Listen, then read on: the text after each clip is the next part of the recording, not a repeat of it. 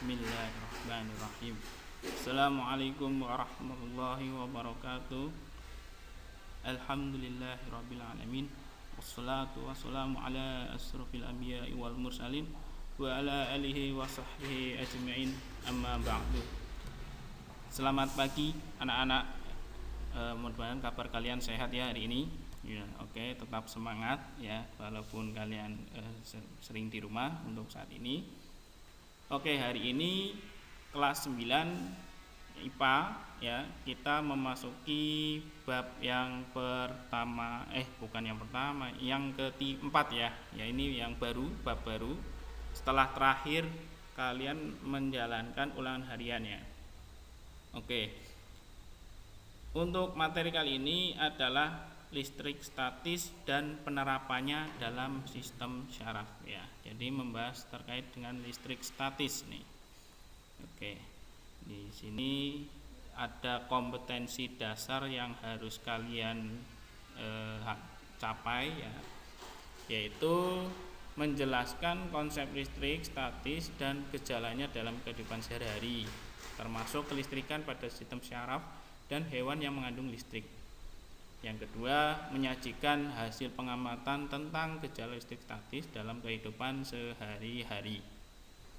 Ya, kita lihat listrik statis ya, itu listrik tidak mengalir ya.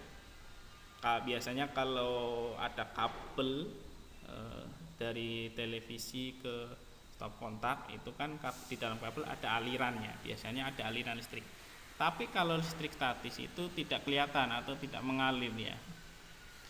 Ya, bagaimana sih gambarannya? Nah, kalian mungkin beberapa pernah mempraktekkan listrik statis ya, sederhana dengan menggunakan penggaris plastik dan sobekan kertas kecil atau bulu ayam atau bulu bebek yang ringan ya, pokoknya ringan-ringan itu. Nah, di situ di gambar ini ada ilustrasi bagaimana penggaris ini bisa membuat kertas kecil-kecil ini menempel pada penggaris. Ya. Kok bisa? Nah, mengapa penggaris plastik yang digosok-gosokkan itu bisa menarik kertas kecil? Oke, untuk memahami ini, gejala seperti ini, kita akan coba membahas dulu tentang atom ya, karena nanti berkaitan dengan atom. Oke, lanjut tentang atom ya. Kalian juga bisa menyimak di buku paket ya, tidak harus dari sini saja. Atom adalah bagian terkecil dari suatu unsur yang masih memiliki sifat unsur tersebut. Oke, bagian terkecil ya. Contoh nih, atom itu ternyata ada 3 macam, dimana yang pertama adalah namanya proton, itu bermuatan positif.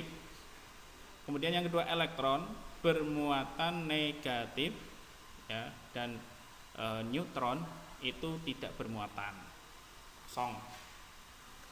Nah, ini contoh gambarnya. Kalau yang positif ini, yang hitam ada positif itu contoh proton. Kalau yang merah strip putih ini adalah contoh elektron, dan yang biru itu polos itu neutron. Nah, atom itu nanti ada 3, atom netral, atom positif, dan atom negatif. Dimana yang pertama atom netral itu kondisinya jumlah proton dan elektron itu sama. Ini jumlah 1, ini 1 ya. Sedangkan netral itu ada 1 juga. Ya, itu contoh atom netral. Contoh atom positif itu dikatakan positif ketika jumlah proton lebih banyak dibanding elektron. Ya, ini cuma 1 tok elektronnya dan protonnya ada 2. Yang ketiga, atom negatif itu dilihat elektronnya itu lebih banyak dibanding proton. Ya, protonnya di sini cuma satu dan elektronnya ada dua sehingga lebih banyak. Maka ini disebut atom negatif. Ya, begitu. Ini penjelasannya. Atom dikatakan netral jika jumlah proton dan sama atau sama dengan jumlah elektron. Atom itu positif jika jumlah proton lebih besar dibanding jumlah elektron. Atom itu negatif, jumlah elektron lebih besar dengan jumlah proton. Ya, gitu. Nah, dalam beberapa kejadian atau peristiwa itu elektron itu ternyata bisa berpindah ke atom lain ya. Jadi atom dari zat lain gitu ya. Jadi bagian unsur lain ya. Ada unsur A, unsur B, elektron unsur A dipindah ke atom unsur B gitu. Nah, elektron dapat berpindah ke atom lain, sedangkan proton tidak bisa. Ini sudah konsep ya. Perpindahan elektron dapat membuat suatu atom mengalami kelebihan atau kekurangan elektron. Ya, karena perpindahan berarti yang lainnya ketambahan atau yang satunya itu berkurang. Sehingga atom menjadi bermuatan listrik. Nah, bagaimana? Misalnya kita lihat atom nih. Atom itu ada di suatu zat ya. Karena tadi dikatakan zat terkecil. Nah, ini ada zat papan kayu misalkan diurai, diperbesar ada atom. Atomnya diperbesar ada inti atom dan elektron yang mengelilingi yang punya lintasannya ya. Ini. Gambarannya seperti ini, atom. Di mana yang merah-merah ini adalah elektron nih, elektron yang bergerak nih, yang mobilitasnya tinggi nih. Makanya tadi dikatakan elektron itu bisa berpindah ke atom lain gitu. Sedangkan proton dan neutron tidak, karena ada di inti dalam nih, ada di dalam inti atom. Ya, ini proton tidak bisa. Nah, partikel penyusun atom itu ada 3 ya, sudah dijelaskan di awal, ada yang proton, neutron, elektron. Nah, ini zat padat, contoh partikel zat padat. Kalau digeser, diurai ya menjadi 2, kemudian satunya diambil, maka itu adalah contoh satu partikel atau yang disebut dengan atom. Nah, contoh modelnya kurang lebih seperti ini. Kalau dari zat padat ya, ada elektron yang bergerak nih, yang bisa berpindah suatu waktu. Sedangkan proton dan elektron ada di inti. Proton dan neutron ada di inti. Oke. Nah, ini contoh dari model atom ya. Contoh model atom ada, kalau di sini kita contohkan 3 zat. Yang pertama contoh dari atom hidrogen, itu sederhana ya, ternyata tunggal saja. Hidrogen itu biasanya di atmosfer, ada yang cair, ada yang gas ya. Nah, ini elektron yang mengelilingi proton nih, jadi satu aja, tunggal, sederhana. Protonnya satu inti, neutronnya enggak ada. Ini model yang pertama, hanya elektron dan proton. Yang kedua dan ketiga kita contohkan ada di helium, He. Helium itu gas yang ada di balon yang gampang terbang ke atas itu loh. Jadi karena helium itu paling ringan di atmosfer sehingga mudah terbang ke atas ya. Ya, kalau kalian pernah melihat mainan balon yang mudah terbang tuh harus dipegang ya, itu dalamnya helium. Tapi kalau balon yang nggak gampang terbang ke atas ya, itu yang bukan helium, itu udara biasa biasanya. Nah, ini contoh di helium itu lebih kompleks, ada double ya, dimana elektronnya ini modelnya mengelilingi juga sama kurang lebih. Di sini bedanya ada neutronnya juga ya. Nih contoh model yang kedua, ada proton di inti, elektron mengelilingi, dan neutron di inti. Kemudian contoh yang ketiga ada di atom litium, Li, ini logam ya, padat, dimana ini lebih banyak nih. Jadi intinya ada 3 rangkap ya, proton dan neutron, dan lintasannya pada elektron ada 2 macam, ada 2 lintasan yang jalurnya agak berbeda. Ya, ini contoh model yang ketiga. Oke, kita lanjut ke muatan listrik pada benda. Nah, ini menyinggung dengan plastik tadi ya. Jadi penggaris plastik yang ada di gosok-gosok nanti ketika di rambut dan ternyata kok bisa menempel atau menarik zat lain ya. Contoh di sini bulu ayam atau nanti kertas bulu-bulu kertas kecil. Bagaimana hal ini bisa terjadi? Apa yang terjadi dengan penggaris dan bulu ayam sehingga bulu ayam itu bisa nanti tertarik oleh penggaris? Ya, padahal bukan magnet ya. Kalau magnet kan otomatis. Nah, simak penjelasannya ya, kita coba lihat. Nah, dalam interaksi muatan listrik itu ada prinsipnya ini, yang pertama dan kedua tiga sama sih. Yang kalian perlu ingat pertama yaitu ketika positif, ada atom positif itu berdekatan dengan atom negatif, atau ini atom berasal dari zat A kemudian didekatkan dengan atom dari zat B ya. Dideketin, kalau dia positif dan satunya negatif itu akan tarik menarik ya, itu konsepnya. Yang kedua dan ketiga ini, yang ini dan yang positif dengan positif dan negatif dengan negatif itu akan tolak menolak. Kenapa? Karena jenisnya sama. Kalau muatannya sama itu tolak menolak, baik negatif negatif maupun positif positif. Tapi kalau berbeda itu tarik menarik. Itu dulu dipegang konsepnya. Nah, dalam kasus penggaris yang bisa menarik kertas-kertas kecil ataupun bulu, itu penggaris itu awalnya adalah netral. Jadi penggaris awalnya belum diapa-apain, didekatkan dengan kertas itu tidak bisa menempel ya kertasnya.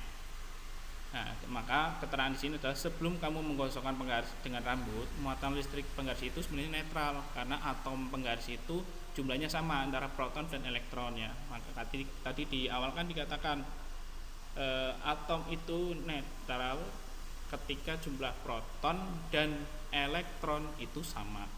Nah, penggaris awalnya netral nih, tidak ke positif dan negatif. Namun ketika kalian menggosok-gosokkan pada rambut ya, penggarisnya digosokkan ke rambut atau ke kain wol sama biasanya, maka yang terjadi adalah elektron-elektron itu berpindah dari rambut ke penggaris. Nah, ternyata dari rambut itu elektronnya berpindah ke penggaris. Maka otomatis logikanya di penggaris yang tadinya netral ketambahan elektron yang lebih banyak, sehingga jumlah elektron di penggaris kan lebih banyak ya, sehingga rambut ini di sini kehilangan elektron sehingga rambut menjadi lebih bermuatan positif karena di rambut itu sudah kehilangan sebagian elektronnya, maka atom positifnya lebih banyak ya, tadinya netral juga karena terjadi gosokan-gosokan dengan penggaris, maka positifnya lebih banyak karena kehilangan elektron sehingga rambut menjadi bermuatan positif. Sedangkan penggaris karena menerima elektron-elektron dari rambut setelah terjadi gosok-gosok tadi ya, itu penggaris lebih bermuatan negatif karena elektronnya lebih besar dibanding proton. Nah, ketika penggaris ini sudah digosok dan berubah menjadi bermuatan negatif, lalu coba kalian dekatkan dengan bulu atau kertas kecil yang belum diapa-apain ya, kondisinya berarti netral. Maka yang terjadi adalah bulu atau kertas kecil itu yang ada bermuatan positifnya itu akan tertarik menuju penggaris tersebut ya, jadi tertarik sehingga akhirnya akan menempel saat ya. Jadi karena ada tarik menarik antara negatif dengan positif sehingga menempel ya. Penjelasannya adalah kurang lebih seperti itu, bisa dipahami ya. Oke, lanjut selanjutnya,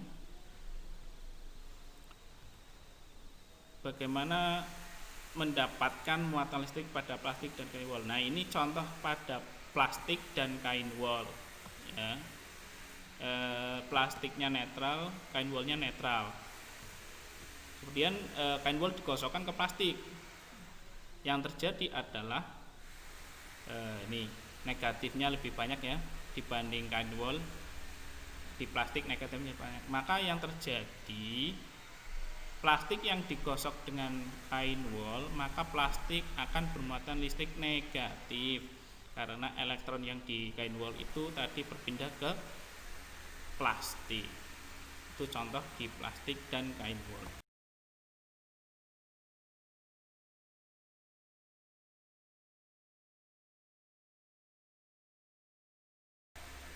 Nah, contoh yang lain dari listrik pada kaca dan kain sutra.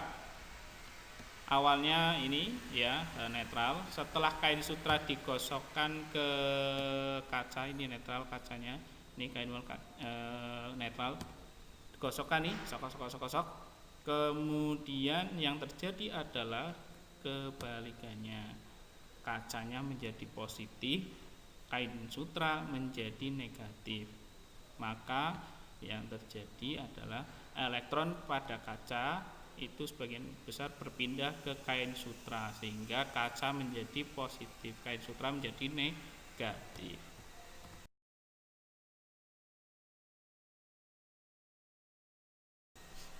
Itu. Nah, interaksinya prinsipnya ini ada dua tadi ya. Kalau itu zatnya positif dengan positif, maka akan ditolak ya karena kutubnya sama atau jenis tadi ya. Jadi muatannya sama, positif semua. Nah, muatan sejenis bila didekatkan saling tolak menolak. Kemudian ini interaksi antar muatan listrik, plastik itu ternyata negatif, kacanya positif, ketika didekatkan akan ditarik, tarik menarik. Muatan tidak jenis bila didekatkan akan saling tarik menarik. Ya, itu konsep yang tadi disebutkan. Kemudian ada contoh lain dari berbagai bahan. Ini kita lihat sisir dengan rambut manusia. Ini sisir hasilnya adalah sisir, ini kasusnya digosok-gosok ya, sisir dengan rambut manusia. Sisir menjadi negatif, rambut menjadi positif. Yang terjadi adalah elektron dari rambut berpindah ke sisir. Penggaris dengan rambut hasilnya adalah penggaris negatif, rambutnya positif. Yang terjadi elektron dari rambut berpindah ke penggaris. Oke.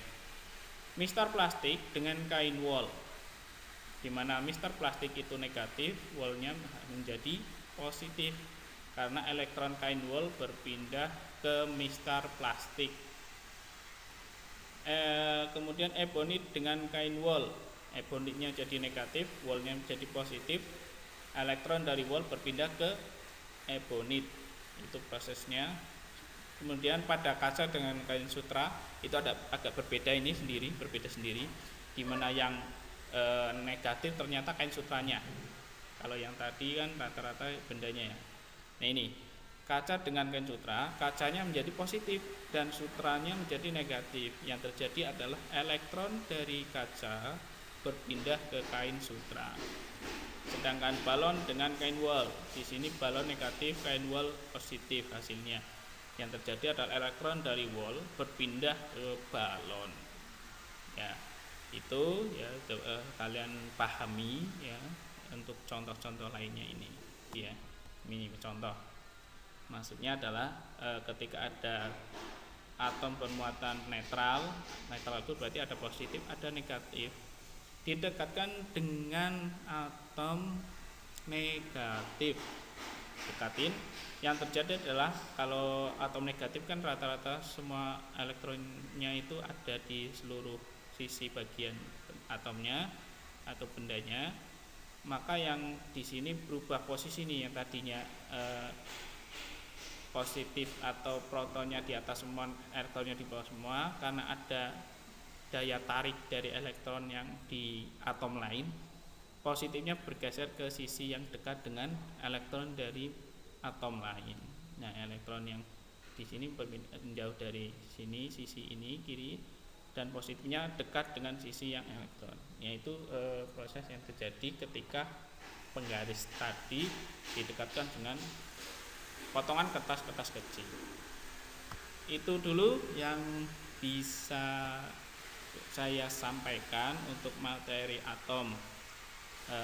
Jadi insya Allah kita pahami dulu terkait dengan makna pengertian atom dulu, untuk nanti pertemuan kedepannya akan masuk ke bagian yang selanjutnya terkait mungkin nanti ada hukum kolom, ada rumus perhitungan, ya ada contoh-contoh di syaraf atau hewan listrik ya. Jadi itu ya untuk pertemuan kali ini dulu.